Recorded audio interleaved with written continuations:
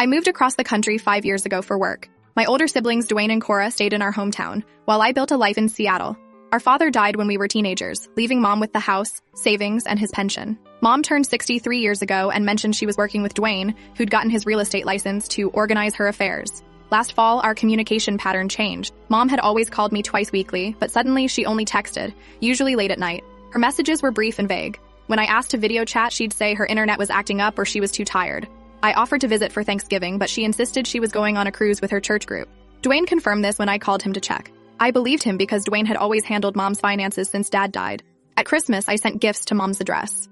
Dwayne texted saying Mom was visiting friends, but he'd give her the packages.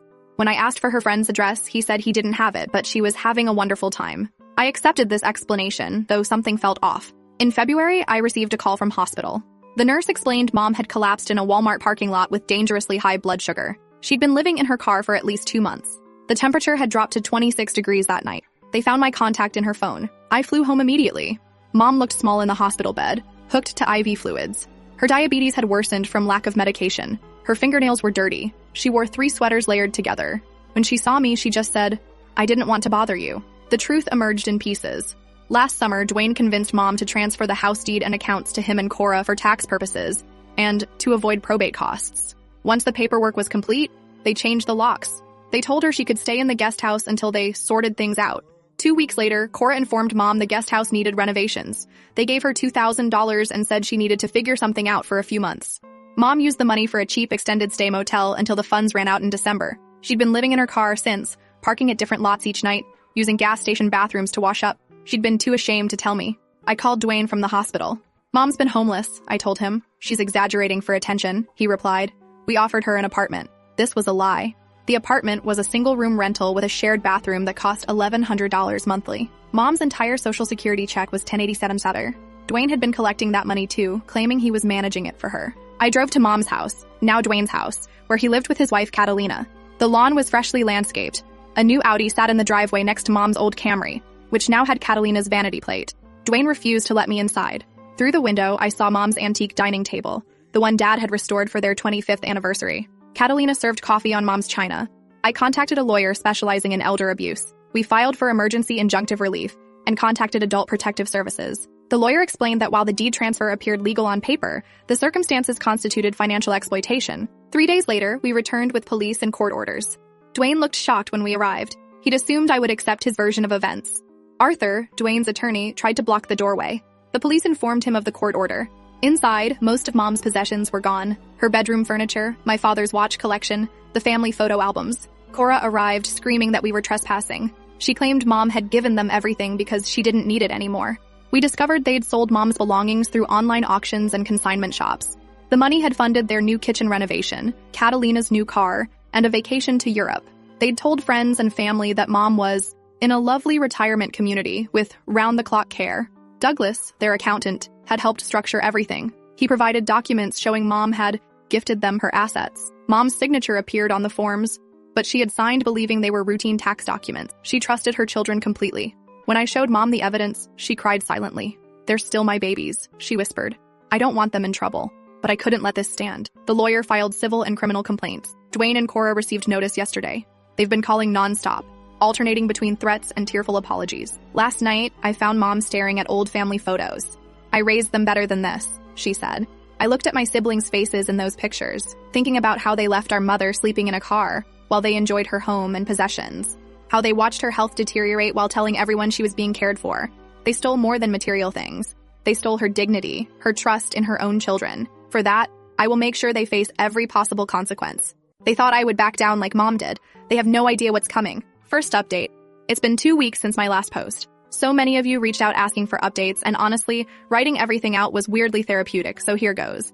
Mom's health is improving slowly. Her diabetes was way out of control. Her A1C was 11.2, which is fucking terrifying. The doctor said she could have died or lost her feet if she'd gone much longer without proper care. We've got her meds stabilized and she's eating regularly now, but she still gets exhausted really easily. It's like watching someone recover from months of torture, which I guess is exactly what this was. I flew Mom back to Seattle with me since my apartment has an extra bedroom, and because I didn't trust Dwayne and Cora not to try something if we stayed in town. They know where all Mom's friends live, and I wouldn't put it past them to show up with some bullshit story about how Mom needs to come home. The night before we left, Dwayne showed up at our hotel. Not gonna lie, I almost lost my fucking mind when I opened the door and saw him standing there. He was doing this weird fake concerned brother act, asking if mom was okay and saying they were worried about her. I asked him where exactly that concern was when she was sleeping in her car in freezing temperatures, and he just stared at me like I was speaking another language. Then he started with the gaslighting. He swears they had an agreement with mom, that she wanted to give them the house, that she was excited about her new independent living situation. I asked him if that independent living situation was supposed to be a Walmart parking lot, and he had the fucking audacity to say that was her choice, because she mismanaged the money they gave her. Mom was in the bathroom during this conversation, thank God, because I came this close to physically throwing him out of the hallway. Instead, I told him that if he didn't leave immediately, I'd call hotel security and have him removed. He tried to push past me to get to mom, and I blocked the doorway. We actually had this weird physical standoff where he tried to force his way in and I wouldn't budge. I'm 5'4" and he's 6'1", but apparently rage makes you stronger because he couldn't move me. He finally left after I pulled out my phone and started recording him. On his way out, he said I was turning mom against them and that I'd regret getting involved. Classic abuser shit. The lawyer, Henry, filed for an emergency conservatorship for mom, and we have a hearing next week. He's also working with the police on the criminal elder abuse charges. Turns out financial elder abuse is a felony in our state, and since they took over $100K in assets, they're looking at serious charges. Here's where it gets even more fucked up, though. We found out Dwayne and Cora have been draining mom's accounts for years before the big house transfer. The lawyer got access to mom's bank records, and there were dozens of loans and gifts to my siblings dating back 3 years. Each one was just small enough not to raise immediate red flags, $2,000 here, $5,000 there. But it added up to over $90,000. And you know what they told everyone? That mom was the one with money problems. They told the entire extended family that mom was making poor financial decisions, and that they had to step in to protect her assets. They created this whole narrative where they were the responsible, caring children, preventing their aging mother from squandering everything. I called our Aunt Isolde, Dad's sister, who I've always been close with, and she was horrified. She had no idea mom was homeless. Dwayne and Cora told her mom was living in a very nice assisted living community that didn't allow many visitors. When Isolde asked to call mom, they'd say mom was at activities or having a nap and would call back later. They'd even sent fake updates about mom's wonderful life at this imaginary facility. Isolde is now on the warpath. She's contacted everyone in the family and set the record straight. Dwayne and Cora's phones have apparently been blowing up with relatives demanding explanations. The police investigation uncovered even more. Catalina, Dwayne's wife, has been wearing mom's jewelry. Not just any jewelry, her wedding ring and the diamond earrings Dad gave her on their 30th anniversary. When the detective asked where she got them, Catalina claimed mom insisted she take them because they were just sitting in a drawer anyway. Mom broke down when she heard this. She'd thought those pieces were in her safety deposit box. Turns out Dwayne had access to that too. The most disturbing thing we discovered was through Douglas, the accountant. After the police contacted him, he called me in a panic. He said he had no idea mom wasn't on board with the transfers. According to him, Dwayne brought mom to one meeting at the beginning of the process, where she seemed confused, but Dwayne assured Douglas she had good days and bad days and implied she was developing dementia. Mom does not have dementia. She's sharp as ever. But Dwayne had been telling people she was declining cognitively to justify taking control of her finances. Douglas admitted he should have insisted on more direct communication with mom, but Dwayne was so convincing with his concerned son act. After that initial meeting, Dwayne brought all the documents to mom to sign without Douglas present. Douglas is now cooperating fully with the investigation and has provided all his records. And then there's Cora. While Dwayne has been trying the concerned brother approach, Cora went full scorched earth. She sent me a 5-paragraph text message calling me every name in the book, saying I was just jealous that mom loved them more, and that's why she chose to give them everything. She said I abandoned the family when I moved away, and now I'm trying to weasel my way back in to get mom's money. The projection is insane. I forwarded everything to the lawyer and blocked her number. Yesterday, we had a video call with Henry to prep for next week's hearing. He thinks we have an extremely strong case for the conservatorship and for voiding the property transfers due to undue influence and fraud. The criminal case will take longer, but he's confident there will be charges. Mom still has moments where she defends them. She'll say things like, "I'm sure they didn't mean for this to happen," or "Maybe they really thought they were helping me." It breaks my heart. The psychologist we're working with says this is common in elder abuse cases.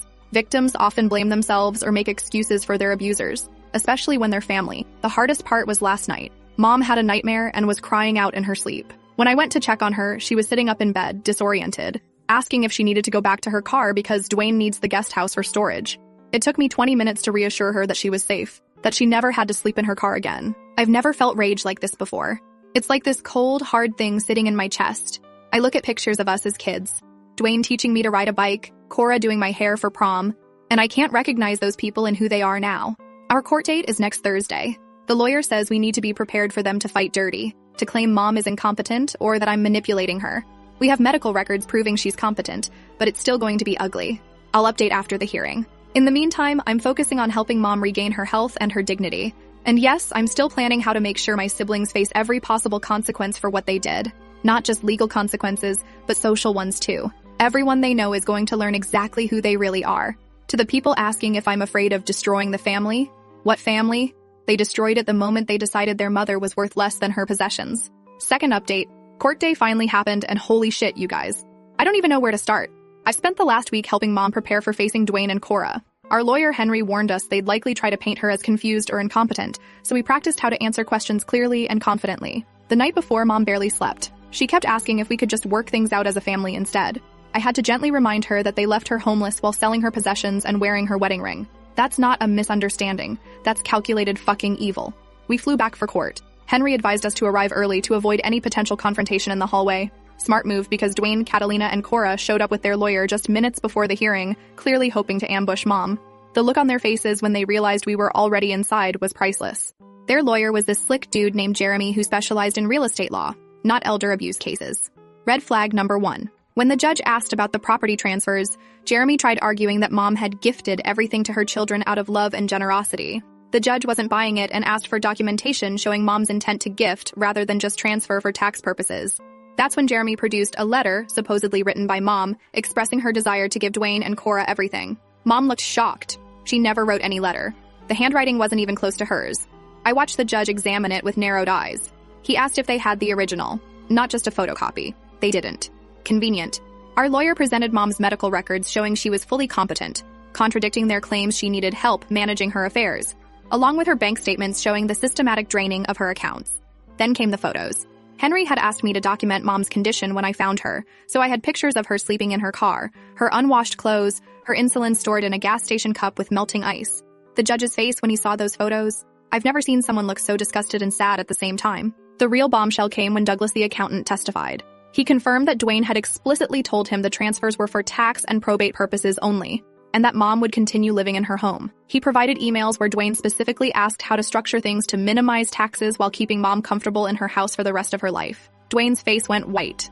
Then the judge asked Mom directly what she understood when she signed the papers. Mom stood up, shaking but determined, and said she thought she was putting her affairs in order so the house would automatically go to her children when she died, not while she was still alive and needed it. She said Dwayne had promised her she was just signing some tax forms, and that nothing would change. Her voice broke when she described being told to leave her own home, how confused and scared she felt. Cora couldn't keep her mouth shut. She actually interrupted Mom to say that Mom was living beyond her means, and they were trying to downsize her into something more appropriate.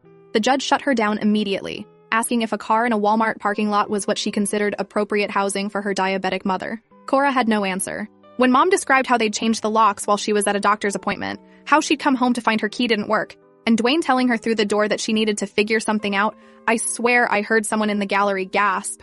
Mom started crying when she talked about sleeping in her car, how she'd ration her insulin because she couldn't afford more, how she was too ashamed to tell me what had happened. Then came the cross-examination. Jeremy tried to suggest Mom had agreed to the arrangement, but changed her mind after the fact. Mom looked him straight in the eye and asked why anyone would agree to be homeless. The courtroom went silent. Jeremy tried again, suggesting maybe Mom had spending problems they were trying to protect her from. Henry objected immediately, and the judge sustained it, telling Jeremy to stick to relevant questions. Dwayne testified next, sticking to his story about Mom wanting to give them the house, but he kept contradicting himself. First, he said Mom had always intended it as a gift. Then he said it was his idea to help her with taxes. Then he claimed Mom had financial problems they were trying to fix. The judge kept circling back asking why, if they were helping Mom, she ended up homeless.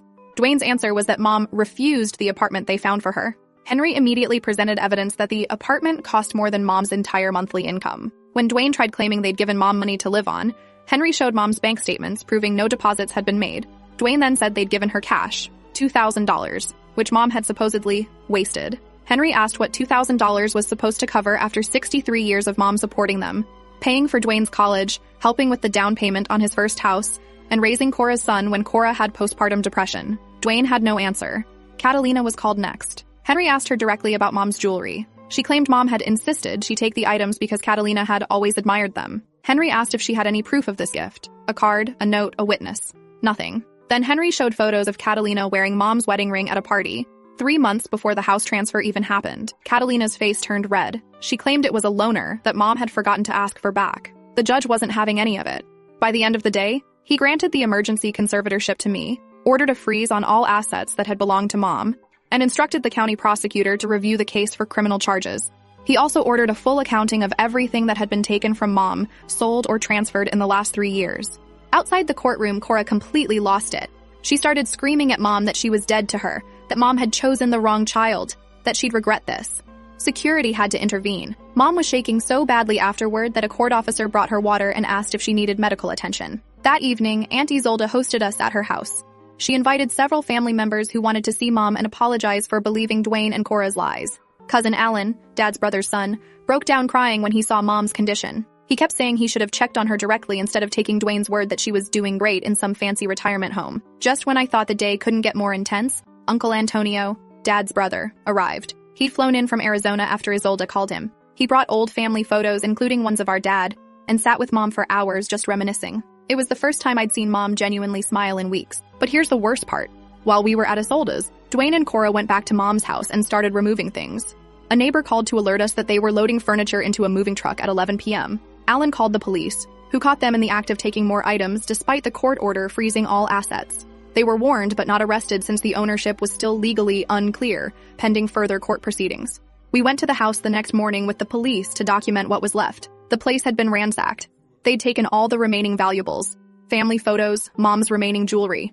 The most heartbreaking moment was when Mom walked into her bedroom. Her mattress was gone. They'd taken her bed. She just stood there, looking at the empty space where she'd slept for 40 years, and whispered that she just wanted her pillow back. Not the jewelry, not the furniture, just her pillow. I had to walk out of the room because I was about to completely lose my shit. The police documented everything and added it to the report. They're now actively investigating for criminal charges of elder abuse, fraud, and now theft, for taking items after the court order. Dwayne and Cora could be facing felony charges. We flew back to Seattle yesterday. Mom slept the entire flight, just completely exhausted from the emotional toll.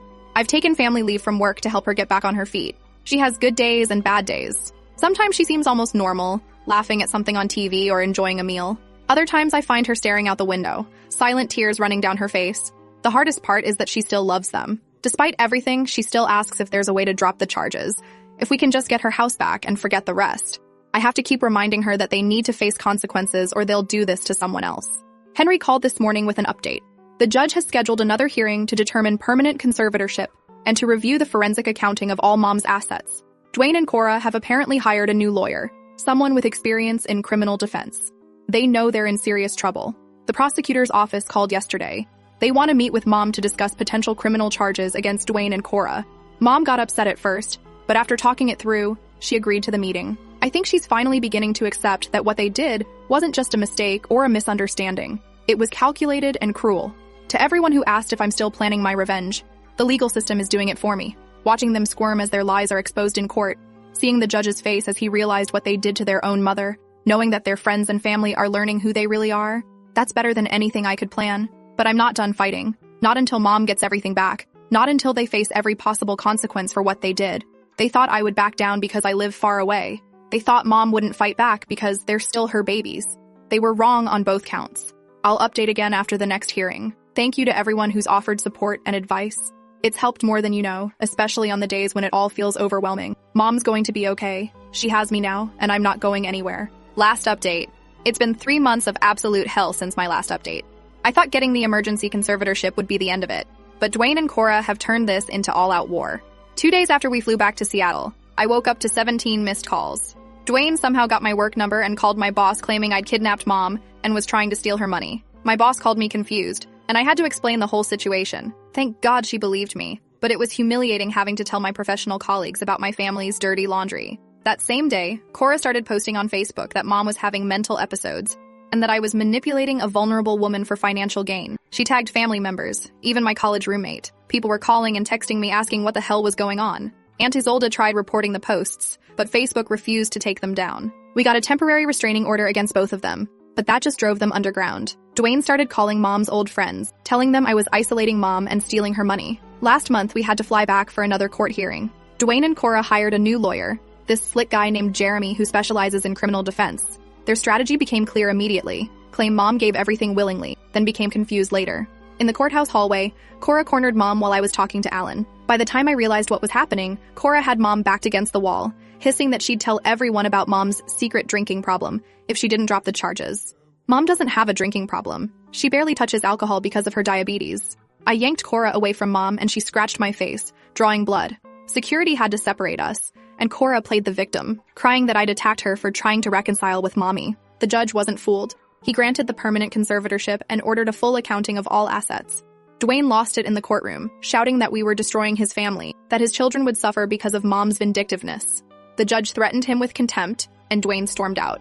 A week later, Catalina, Dwayne's wife, reached out to me privately. She claimed she had no idea what Dwayne had done to Mom, thought Mom had willingly given them the house and was in a nice retirement facility. I didn't believe her until she showed up at our hotel with Mom's wedding ring and diamond earrings, sobbing that she never would have accepted them if she'd known the truth. Mom was suspicious, but took the jewelry back. 2 days later, Dwayne showed up at our hotel, screaming in the lobby that Catalina had betrayed him, that we'd turned his own wife against him. Security removed him, but not before he spotted Mom watching from the elevator. He lunged toward her, yelling that she'd regret choosing me over him. Mom had a panic attack so severe we had to call the paramedics. Her blood sugar spiked to dangerous levels, and she spent the night in the ER. The next morning, we found out why Dwayne was so unhinged. Catalina had filed for divorce and provided the prosecutor with text messages where Dwayne explicitly discussed hiding money from the old lady and how they would spend Mom's retirement savings. Those texts are now evidence in the criminal case. The criminal charges came through last week. Elder abuse, fraud, theft, and exploitation of a vulnerable adult. Felonies. All of them. Dwayne and Cora were arrested, booked, and had to post bail.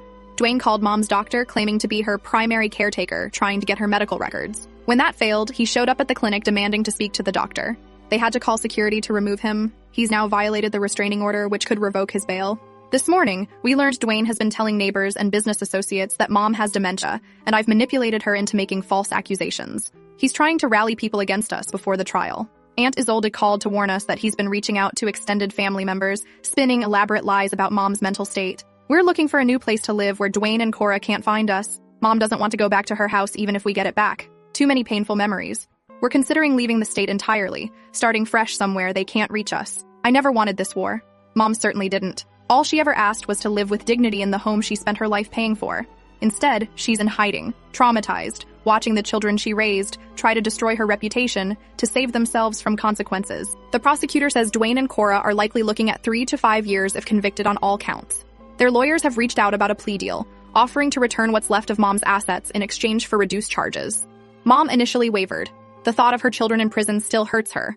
But then she told the prosecutor to pursue the maximum penalties. As she put it, they showed no mercy to me, so why should I show mercy to them? Tomorrow we meet with a victim advocate to discuss protection options during the trial.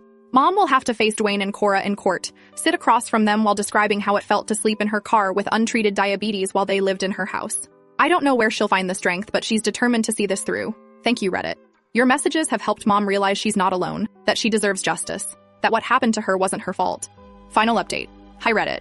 It's new update. So, Jeremy, their lawyer, approached the prosecutor about a plea deal. Turns out Dwayne and Cora were terrified of prison. The prosecutor offered reduced charges if they returned everything they'd stolen, paid restitution, and agreed to 5 years probation with no contact with Mom. Dwayne initially refused. He actually had the nerve to counteroffer, suggesting community service only. The prosecutor laughed in Jeremy's face and said they were preparing to add additional charges based on new evidence from Catalina. Suddenly, Dwayne was very interested in the original plea deal. Recovering Mom's assets was complicated. They'd sold so much. Her jewelry, antiques, even family photos they'd sold to a collector who specialized in vintage Americana. The forensic accountant found they'd blown through almost $380,000 of Mom's money in less than a year. Dwayne had taken out a second mortgage on Mom's house to fund a failed investment in his friend's startup. They'd used her credit cards for everyday expenses like groceries and gas while telling everyone she was living luxuriously in a retirement community. When the final accounting came in, I nearly vomited. They'd stolen everything: her pension, social security, life insurance policy cash value, even the small inheritance she'd received from her sister. According to the accountant, they'd spent approximately $467,000 of Mom's money in 18 months. That included the equity from her house, her savings, everything she'd worked for her entire life. Gone. The house was the biggest problem. Dwayne had transferred it to a LLC he created, then used it as collateral for loans. Untangling the legal mess took months. Henry brought in a real estate attorney who specialized in title fraud, and we finally got the deed transferred back to Mom 6 months ago.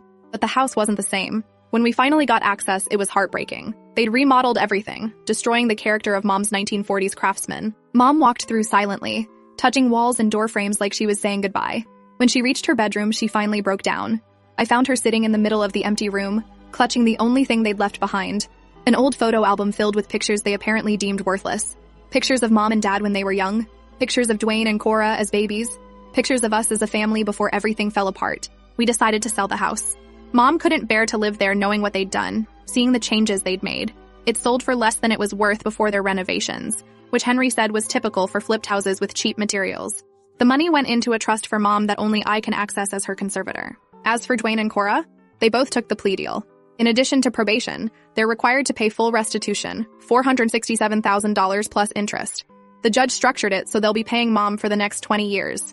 Every month, they have to write checks directly to the Victim Restitution Fund. If they miss a single payment, they violate probation and go straight to prison. Dwayne's divorce from Catalina was finalized 3 months ago. She got practically everything since he's now a convicted felon with massive restitution payments hanging over his head. Catalina reached out to Mom to apologize again and returned a few more items she'd kept hidden from Dwayne. Last month, we received letters from Dwayne and Cora's probation officers. They're required to write apology letters as part of their rehabilitation. Mom couldn't bring herself to read them. I did. They were exactly what you'd expect. Self-serving, blame-shifting garbage. Dwayne actually wrote that they were just trying to manage Mom's assets more efficiently, and things got out of hand. Cora claimed she was influenced by Dwayne and didn't understand what was happening. Neither expressed genuine remorse. Thank you, Reddit, for all your support through this nightmare. Hug your parents if you're lucky enough to have good ones. And if you suspect elder abuse, don't wait. Act immediately. You might save someone's life.